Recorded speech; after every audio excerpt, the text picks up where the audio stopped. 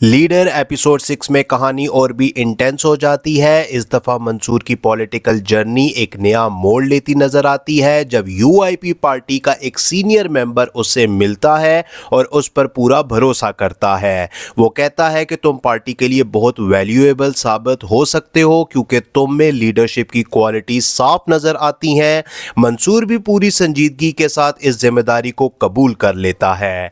दूसरी तरफ आगा जान अपने फैसले पर कायम रहती हैं। रुबाब की नापसंद के बावजूद वो फाइनल डिसीजन सुना देती हैं कि उसकी तालीम मुकम्मल होते ही उसकी शादी आसिफ से कर दी जाएगी। ये सुनकर आसिफ खुश होता है लेकिन रुबाब के लिए ये फैसला बिल्कुल भी कबूल नहीं होता।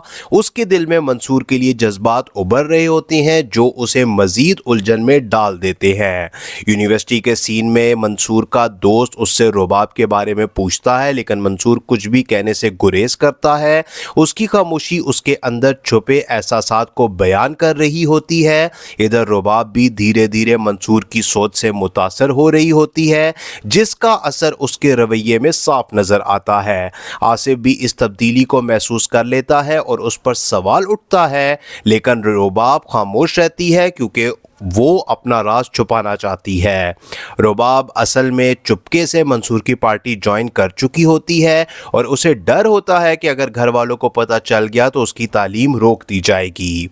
इस वजह से वो मंसूर से दूरी इख्तियार कर लेती है। मंसूर के लिए ये सब कुछ बहुत कंफ्यूजिंग होता है क्योंकि उसे समझ नहीं आता कि रुबाब अचानक इतनी दूर क्यों हो गई है।